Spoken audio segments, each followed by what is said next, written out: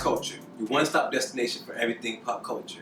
My name's Aston, and today we're going to do a review and a quick recap for Power Season 3, Episode 8, Trust Me. So in this episode, before we start with the episode, I'm going to tell everybody, thank you. You guys helped me reach my first goal. My first goal was to get 50 subscribers. My next goal is to get 100 subscribers, but before we get there, I want to say thank you guys for tuning in, liking my videos, subscribing, commenting, whatever you do. Thank you guys for the couple of shares that we've gotten. Everything. You guys are what make this channel continue to grow.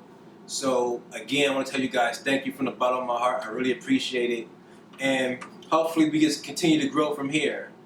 And with the fall seasons coming up, let me guys leave in the comment section what shows you guys really like, what shows you guys want us to cover.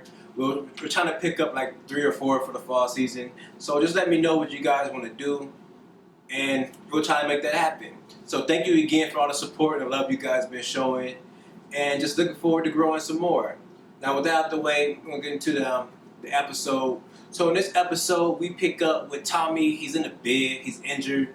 He's still beat up from the last episode. And we see when Milan comes in. Milan's talking to him. He Tommy's asking why is he still here? Why did he kill him? And Milan said, I couldn't send you home because of the condition you were in. It wasn't safe for him to really send him home. So he tells him I couldn't send you home basically because I just said. And Tommy said, so am I a hostage? Because I'm a hostage. Ghost ain't the type to really pay a ransom.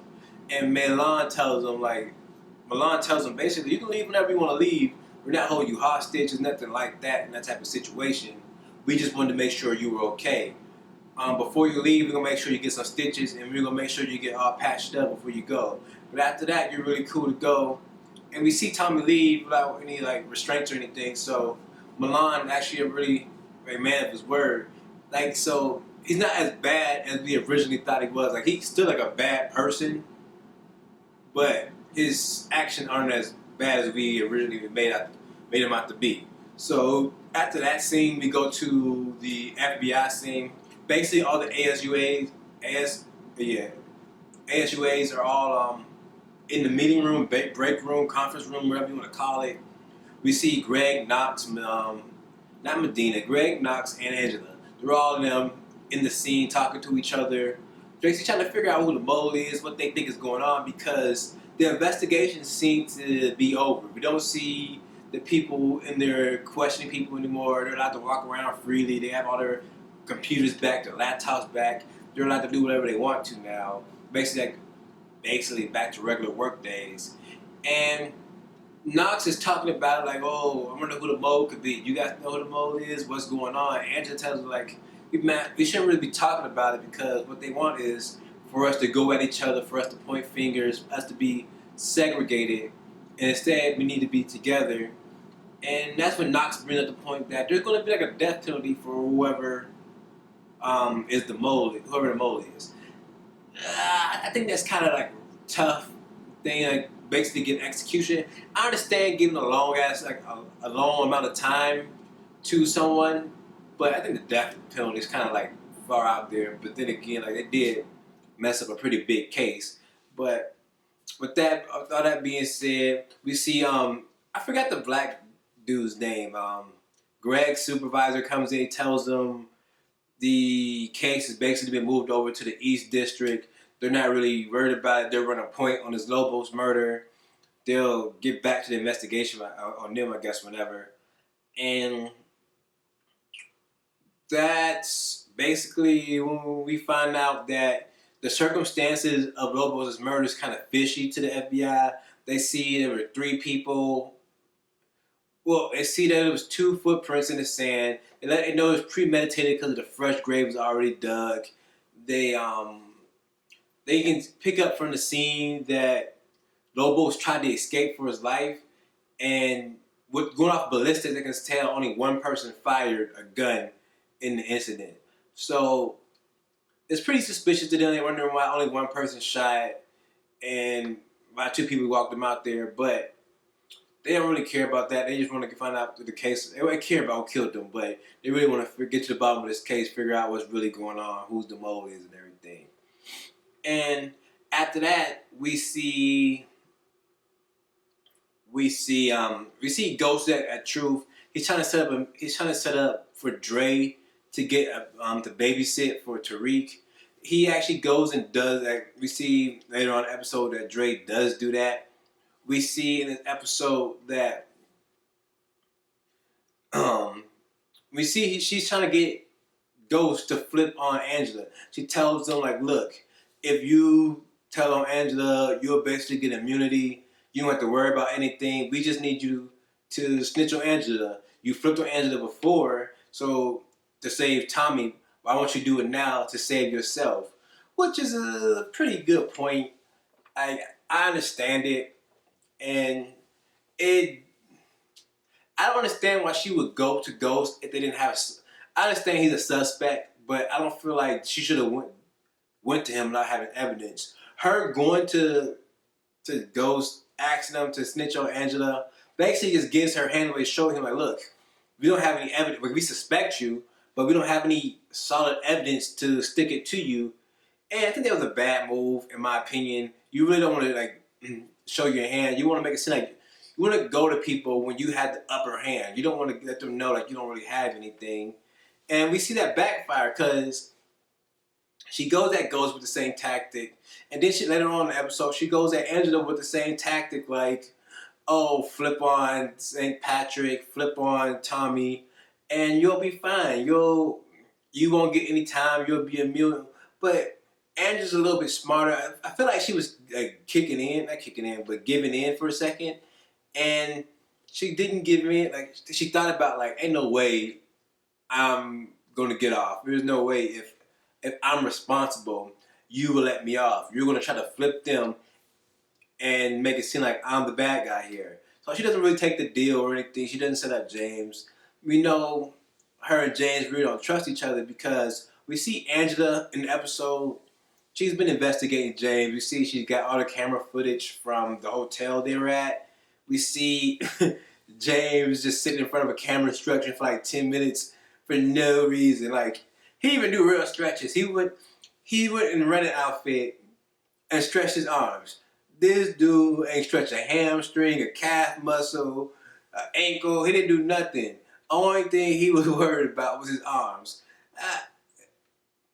I'm not like, I am a runner, but I know when I run, I at least do like some hamstring stretches. I get on the ground, stretch out my legs and everything, do a groin stretch.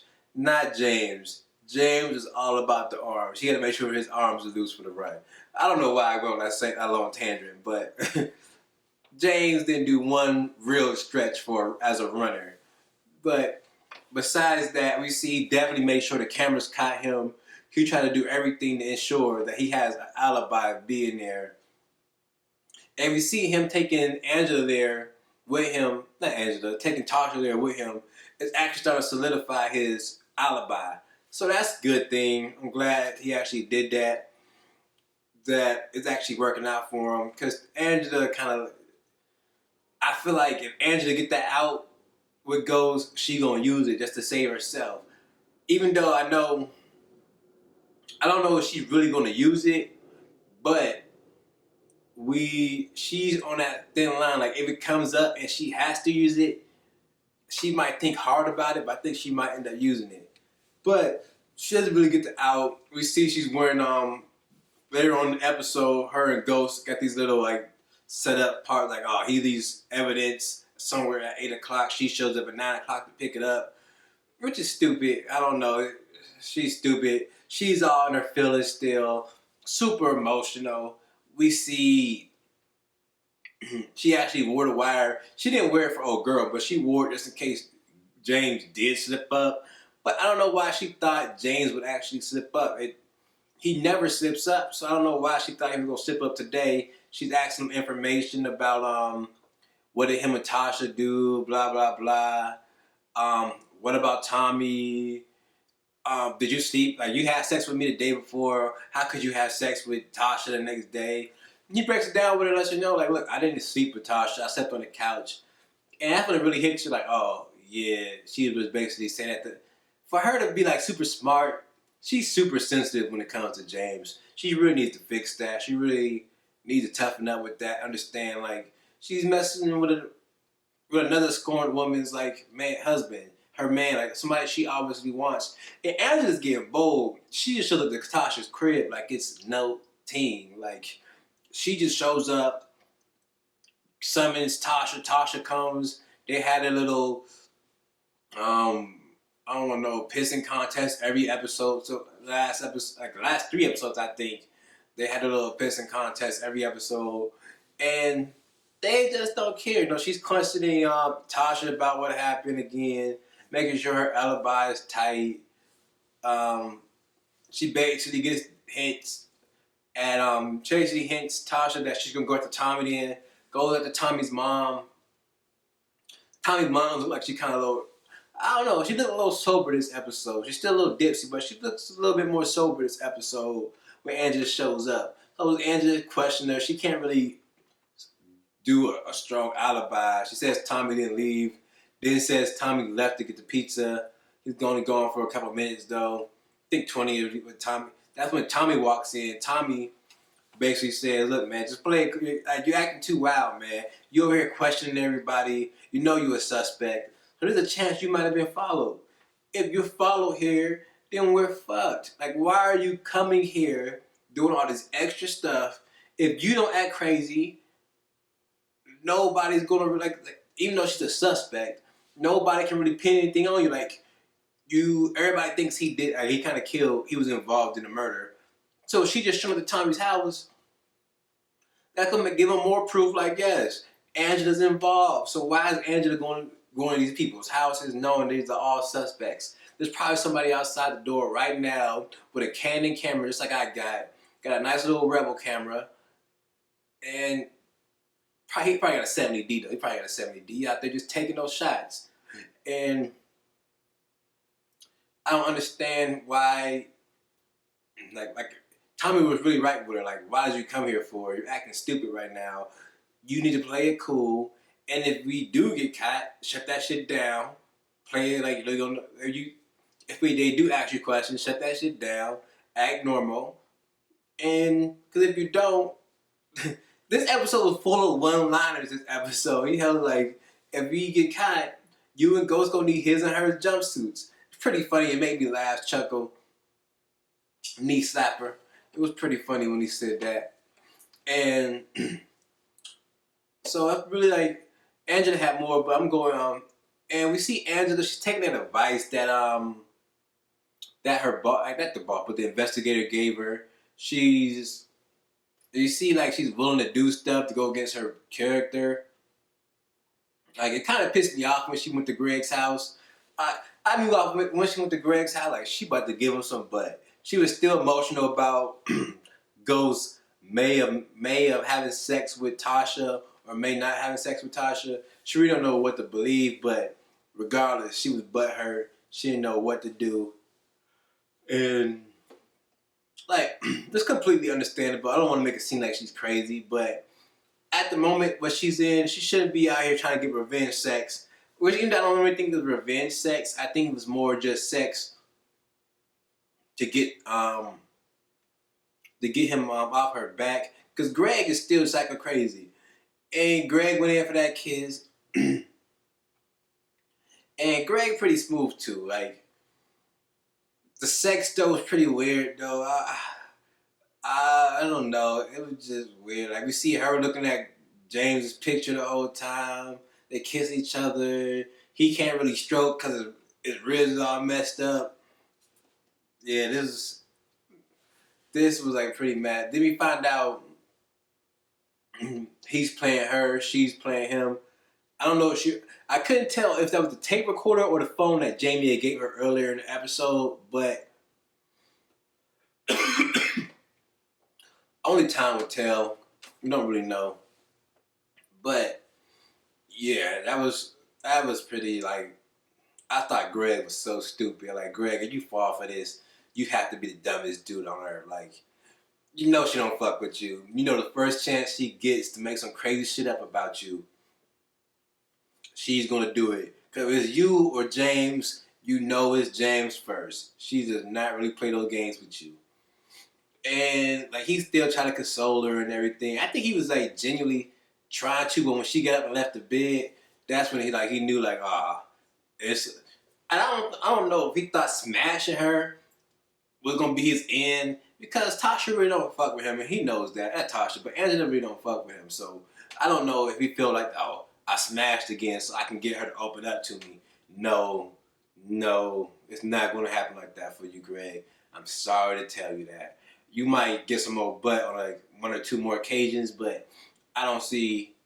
You might not get them like that. We only got 2 episodes left, Greg. You might get them for the tip in next episode, but I don't know if you're gonna be smashing too much longer. Because if she don't set you up for the ooh-wee, Ghost probably something gonna happen between him and Ghost. I feel like it's gonna turn out bad for Greg. He doesn't have too much longer on the show. They already teased his death once with the Lobos escape. But I think the next time he gets in a situation like that, it's night-night.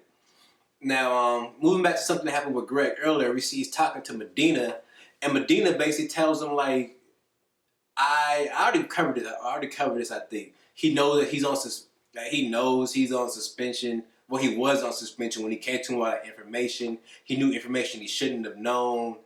And it's pretty messed up that he got him involved and stuff like that.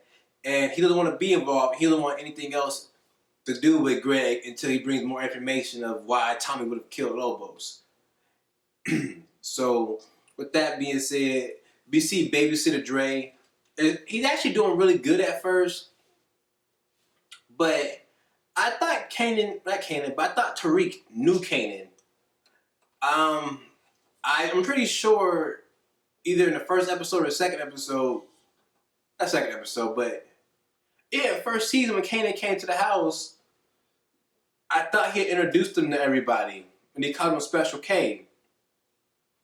Maybe Tariq didn't remember him or something, but I'm pretty sure I thought Tariq met Kanan.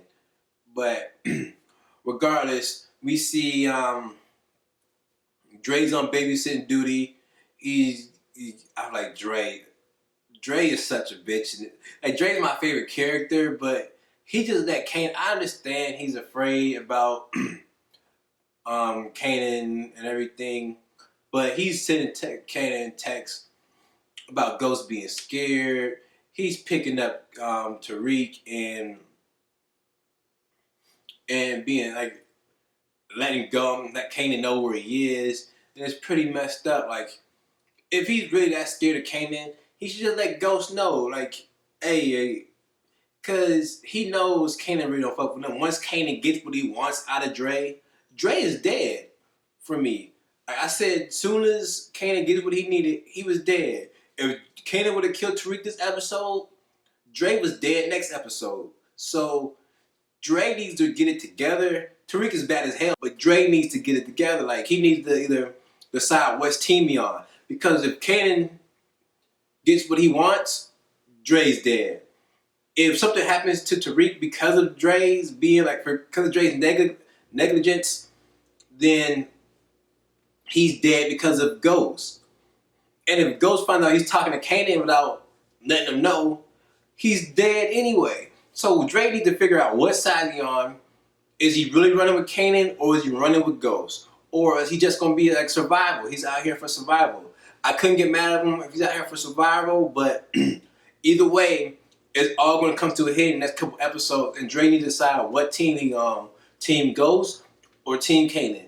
I know he wants to be in this drug game. I don't really see it working out with Kanan because Milan got this drug game on lock, and I don't see Milan just because he basically already trying to separate Tommy and Ghost from each other, and if Milan succeeds at that, then why would he even care about Kanan? He might bring Kanan in for under Tommy, but he's not going to bring him in as his distro for New York. So Kanan needs to give it up. Kanan either need to team up with Ghost.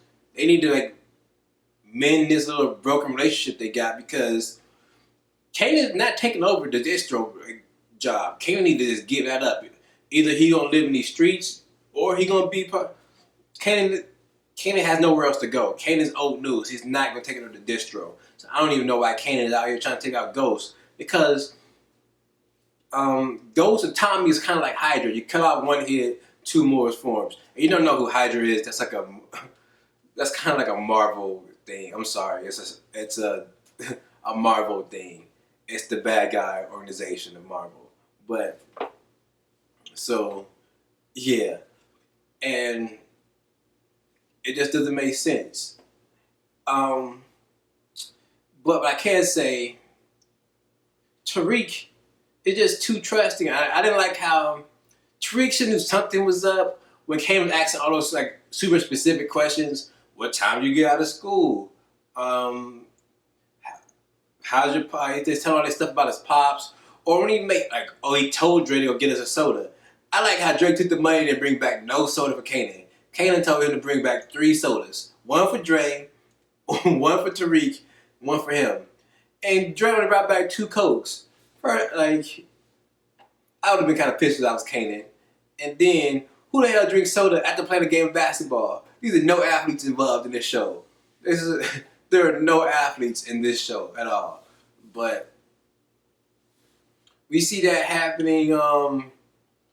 We see like Tariq's actually impressed by Kanan. Kanan's talking about the shooting and that shooting, but he's asking like, "Oh, how can you shoot so good with your hand and with your hand, not with your hand, with the glove on and everything?" And I forgot what Kanan said. I don't know what Kanan. And then we see when Kanan asks for information how he got so good at basketball, Tariq let him know, like, I learned from Sean. Kanan doesn't tell him that he's Sean's dad or anything. I think he called himself Slim or something like that too. So, yeah. And then later on in the episode, we see Kanan actually picks up Tariq from school, even though that was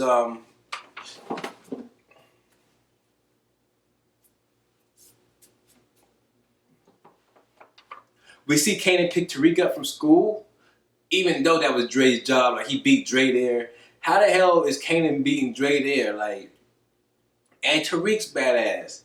Why are you getting there? You don't even know this dude. Why are you getting in this car? Anything could have happened to you. Anything could happen. They never told you about stranger danger. Just because you hang out with Dre, just because you see him hang out with Dre once, don't mean he's a cool ass person to hang out with. I really don't get it. Like, Tariq is way smarter than this. And I feel like anytime he has a chance to rebel, he takes the chance to rebel.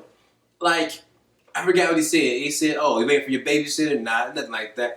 So when he called Dre his babysitter, oh, now Tariq gotta jump in the car. And forgot how he got Tariq to leave with him, but it was something of the same nature. Like, it was getting him to rebel. I don't understand what's wrong with Tariq.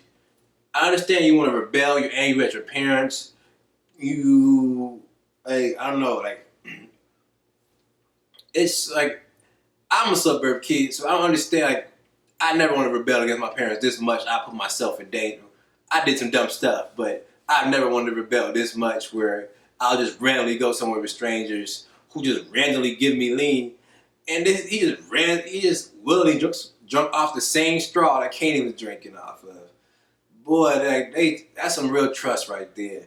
You don't know if he been eating booty or what. You can't trust these people these days. And he just drink drugs like it's no issue, like it's no problem. Tariq needs an ass whooping, like, bad. Like, oh my God, I don't know what to tell you. Like, Tariq needs an ass whooping badly.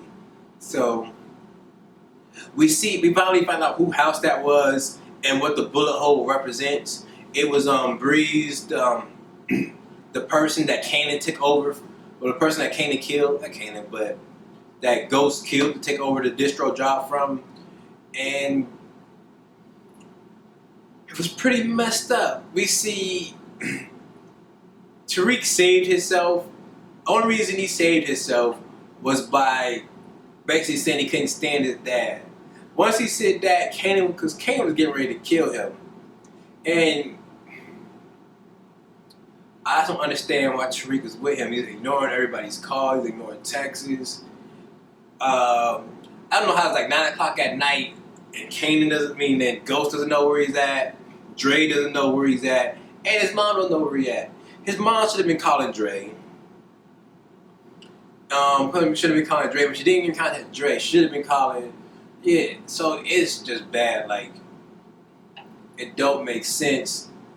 And I understand kind of like Kanan cut them alive, but I don't understand it. Kanan, he felt like that was his chance. He felt like Ghost stole his son. He can steal Ghost's son, which isn't really the truth.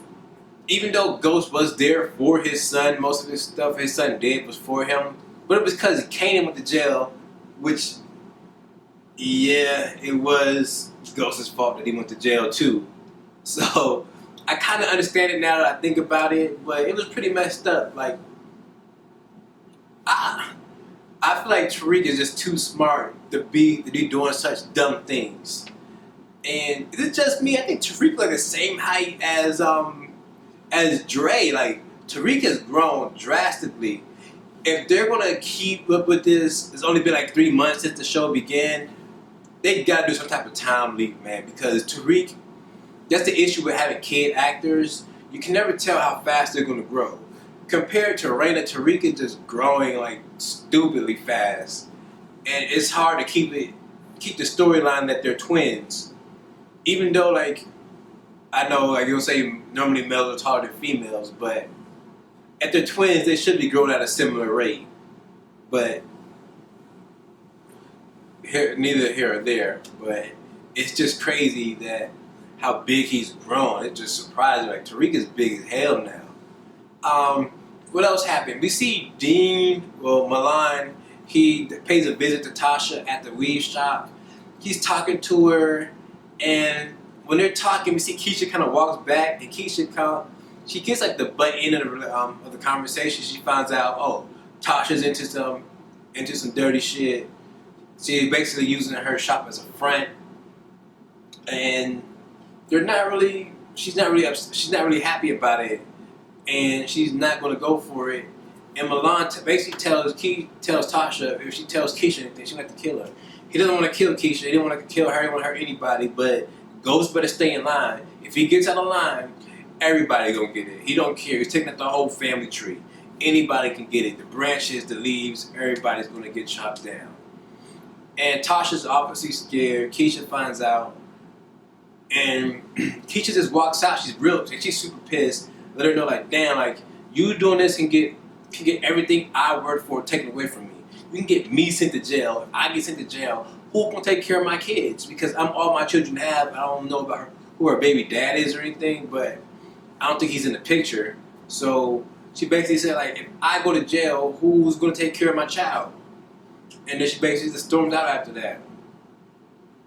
With that, what did Milan do? Like, so with that, we see it's just like a messed up episode, and this is a crazy episode. I'm just thinking about everything that's starting to rush to my head now, like everything that's going on. We see Milan, he pulls the power move, like he makes everybody meet inside the Truth Club. Tommy didn't really tell him anything, give him a heads up or anything. The Chinese dude gets mad at it was like another funny scene too. When the Chinese dude get mad, like, I know you killed my son. I get no evidence, but I know you killed my son. And then he just gets off in the middle of the club. Lets everybody know, look, either get down or lay down. So everybody ends up getting down. That was a pretty strong episode. That was like, you would see Tommy and Ghost just sitting there like, yeah, either y'all work, this is how we working now. And then we found out, like, after that scene, we found out that Tommy basically gave the map, gave the layout for how Ghost and Tommy used to run their pill business. I don't know if you guys remember, like, in the first episode, well, the first season, when they used to have all those carriers who just, couriers, I forget what they're called. I'm bad with titles and shit. But we see all the carrier people, they basically gave him the layout for them. And Ghost really didn't like that. Ghost didn't like, and Tommy breaks it down, like, look, you gotta calm down. You gotta get shit under control because Milan's testing you. He's trying to see how you're reacting, and you get all emotional and crazy and whatnot. Then you're basically probably gonna off you. You keep acting crazy. You keep acting out of character. He probably will end up killing you or something. So you gotta get this under wraps. Now, with that being said, you know, those basically act like you still on my side, whatever. And we see nobody really trusts anybody right now. It's pretty bad right now. So after that happens, we know Ghost was talking to his connect, not his connect, but what I think was like what did he say he was under? Damn, I forgot what the name of that section of the cops are. But we see it wasn't ATF. Oh, narc. We see with kind of mess with the narcs trying to figure out if they knew of anybody that was smuggling these special cigarettes or these illegal cigarettes in America, and he knew a couple of them. He goes there. He gets a couple addresses. He basically he gets to the one bar. He finds out. He see that's the connect right there. He see him drop off money. It seems like they locked it up in the freezer. That happens. Ghost is a real real life secret agent. Like I don't know, secret agent from the hood. He is like the hood James Bond. I don't know if you guys know that this dude can run. He's MacGyver. James is everything wrapped into one. So we see he's there drinking, trying to get information, but then he gets kicked out of the bar. He's there too long.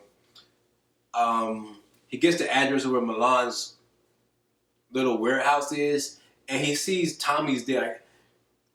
And he was just talking to Tommy earlier in the episode, trying to figure out, like, dang, do you know where his whereabouts are? Do you know where he hangs out at? Do you know anything about him? Tommy basically tells him no, but then he finds out Tommy's kicking it with him.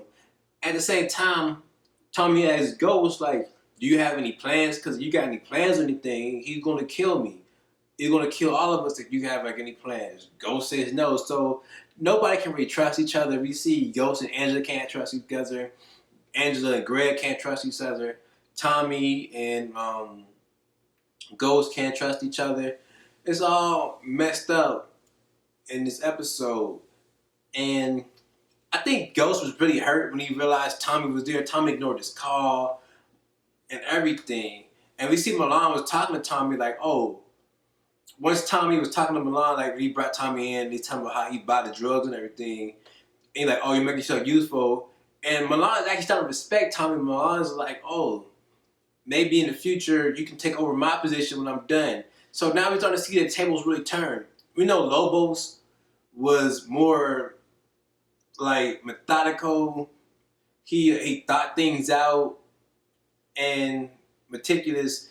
So he liked Ghost more. Now we got Milan, who's more cutthroat, more in these streets, like he's hands-on with everything. And he's drawn more to Tommy than he is to Ghost. So I think that's crazy. That's something I picked up on. I really like that. Even though originally when Milan came in, he's kind of with Ghost. I think he still likes Ghost, but he just likes that he broke Tommy. Tommy doesn't have anything to live for. So he basically broke Tommy. Tommy's obedient right now. So he ain't really got no problem with Tommy. It's crazy how Tommy's so obedient, though. I really don't like that. He's still emotional, though, over to Holly. We seen that when Lobos' little connect mentioned Holly and he mentioned the dog. Tommy just basically unloaded the whole clip on him. But I think that body's going to be found. I think when Tommy went to that club, went to that warehouse, after that body that he left for Ghost to clean up, that body's going to turn up. That body is going to turn up, trust me. And because when Tommy was leaving, he was like, yeah, I'm going to hold on to this gun, which was stupid. So I don't know what Tommy was thinking, but I feel like Tommy was betrayed Ghost. And you know how Ghost is. Once you betray him, you're basically dead to him. So unless you're Angela. And Tommy ain't Angela. But overall, this is a really great episode. I really like everything. Like I said, the only thing I don't like is how they make Dre such a bitch. Like, pardon my language, but Dre's acting so fucking soft right now. He need to decide what team he's on. That's my boy, one of my favorite characters. But he definitely decide what team he's on, who he's gonna roll with, and everything. But besides that, yeah. Ups for this episode. Uh, what really stuck out to me as up this episode? I mean, it wasn't nothing like really spectacular episode that stuck out to me. Um, Another thing I didn't like was just how dumb Tariq is acting in this episode. I don't feel like he'll act that dumb. I know he's just acting so dumb to me right now. It's crazy how dumb he's acting. But for the power move of the week, it got to go to Milan again. Like Milan, he only been here one season, but he's racking up these power moves.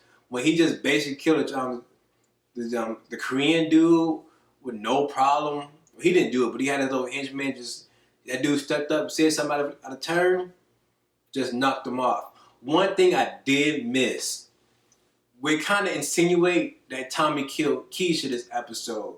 We know Milan told him to take care of Keisha, and soon as Tasha walked out, we see Tommy walked in. Tommy learned once this season, or twice, because the first time we see Milan kill somebody is because he didn't follow his orders to a direct T. And then Tommy didn't follow his orders. Tommy got his ass beat. He was supposed to get killed, but once Milan found out he didn't have nothing to live for, he kept him on the team. He started to build him back up. He started to show like interest in him. That's all Tommy wanted to do. Tommy just wanted to be loved. That's all Tommy wanted. He getting like somebody. He sounded like that kid that nobody likes, and then the teacher started giving him like compliments and everything. He's like, "Oh, you're right. I am good. I am great." That's what Tommy is. That's how Tommy is right now. He just, I don't like. Somebody showed him a little support, showed him like, oh, spoke his head up, and they got a little bit of confidence. He smelled himself, and now he just doing whatever Milan wanted to do. Which is Tommy, you gotta be smarter than that. I understand he don't want to die or nothing, but hey, so I think Lala's role has been canceled. Lala has got that pink slip. Lala is going to be a full-time stay-at-home mom now. She can just kick it with Carmelo because I'm pretty sure her role is done on Power. She might have like 1 or 2 more episodes. That's just her laying down on a bed or something, though. So let's take a moment of silence for Lala. It was good, but maybe next time. So that's really all we have this episode. Thank you guys for tuning in. As always, my name's Aston. Don't forget to like, subscribe, comment what you thought about this episode. Don't forget to leave comments about what kind of episodes you guys want us to what kind of shows you want us to cover in the fall once all the shows start coming back. They should start coming back at the end of this month, beginning of next month. So let us know now so we can start planning our schedule, what episodes we're going to do on what days and everything. And thank you again, guys, for getting these 50 subscribers. We're trying to get up to 100 now. So if you like what you hear, you're tuning in weekly, you might as well subscribe so you know when the new stuff come out. And if you subscribe, it gives us a higher chance of us picking one of the shows you suggested. So thank you again. As always, follow us on Instagram at lost_culture and follow me on Instagram at Saint_Aston. As always, stay lost.